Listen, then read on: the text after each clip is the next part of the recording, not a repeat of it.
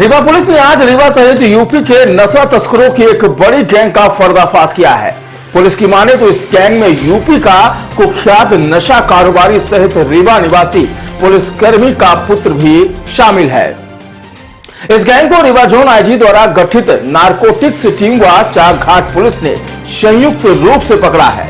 Police ने 2 luxury कारों से 3 लाख से अधिक कीमती 16 पेटी नशीली कप सिरप जब्त कर मौके से 4 तस्करों को भी गिरफ्तार किया है।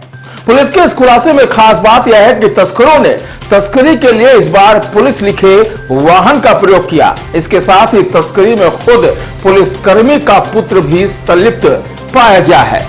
फिलहाल चारघाट थाने में पकड़े गए आरोपियों के विरुद्ध एनडीपीएस एक्ट का अपराध दर्ज कर लिया गया है और अब आगे की कार्रवाई की जा रही है। दरअसल यह खुलासा आज पुलिस कंट्रोल रूम रीवा में एसपी विवेक सिंह ने किया है। एसपी ने बताया कि रीवा जोन आईजी द्वारा चलाए जा रहे नशे के विरुद्ध विशेष अभियान की कड़ी में आईजी की गठित नारकोटिक्स टीम व चारघाट पुलिस ने संयुक्त रूप से यूपी से नशे की खेप लौटकर रीवा आ रही 2 लग्जरी कारों को पकड़ा है।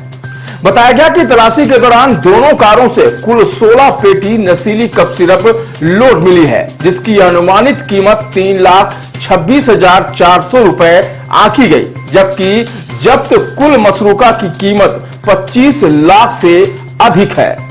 पुलिस के मुताबिक मौके से यूपी के कुख्यात तस्कर राजू माझी उर्फ ब्रजेंद्र निवासी बरहा थाना खीरी जिला प्रयागराज सहित हिरेंद्र पटेल निवासी गड्डी रोड लक्ष्मणपुर थाना बिछिया, शशांक शेखर सिंह निवासी कोरियान मोहल्ला धोबिया टंकी थाना कोतवाली रीवा सहित सुमित सेन निवासी कोरियान मोहल्ला धोबिया टंकी थाना कोतवाली को गिरफ्तार किया गया है।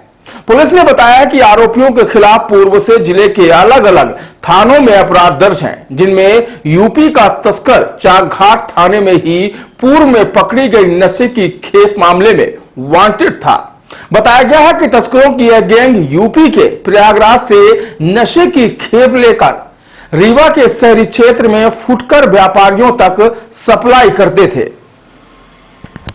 लगातार पुलिस, खासकर संभागीय पुलिस डिप्टी सीएम साहब, आईजी सर और सभी के निर्देशानुसार लगातार हम लोग नशे के विरुद्ध जो भी सूचना आती है उसके संबंध में तत्काल कार्रवाई कर रहे हैं और जितनी अपने जो मुखबिर तंत्र है उसको भी हमने काफ़ी बढ़ा रहे हैं और उसी की वजह से कार्रवाइयाँ भी हो रही। कल चारघाट पुलिस ने एसडीओपी त्योथर और एडिशनल एसपी देहात के निर्देशन मार्गदर्शन में एक बड़ी कार्रवाई उसमें की है, जिसमें करीब 1920 ऑनेट्स की कप सिरप की शीशियाँ जब्त की हैं, 2 गाड़ियाँ जब्त की हैं, मोबाइल फ़ोन्स जब्त किए हैं और 4 आरोपियों को पकड़ा है।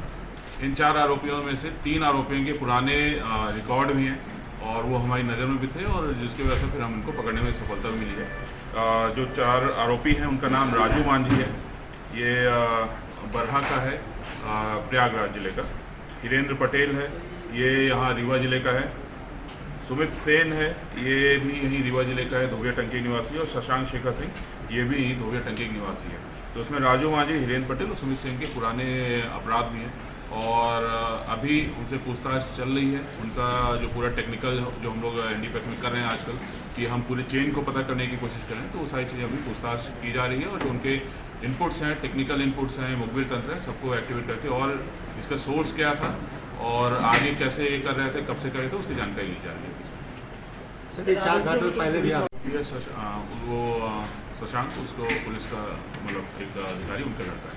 सर, ये चारघाट में पहले भी आरोपी रह चुके हैं, ये राजू मांझी। निश्चित रूप से ये पुराने अपराधी हैं। राजू मांझी जो प्रयागराज का, ये यहाँ पे पहले भी आरोपी रहा है एनडीपीएस और अन्य उसमें भी रहा है और ये हमारे उसमें भी आ रहा था कई बार की जानकारी में आ रहा था कि ये भी बीच में इस तरह की वो कर रहा है, तो उसको भी हम लोग ने टारगेट में थामा है। सर, खुलासा हो रहा है अंतर्राज्यीय गिरोह का। लोकल स्तर में जो कब सिर्फ मिल नहीं सी, कई जगह देखा जाता है, वीडियो वायरल होते हैं, इन पर पाबंदी कब लगने वाली? लोकल यानी कि आप जो छोटे जो कबाड़ी मोहल्ले पे या अन्य स्थानों पे जो उसको बिक्री करते हैं छोटी अमाउंट पे, उनको भी हम उसमें भी हम लगातार उसमें टारगेट कर रखे हैं।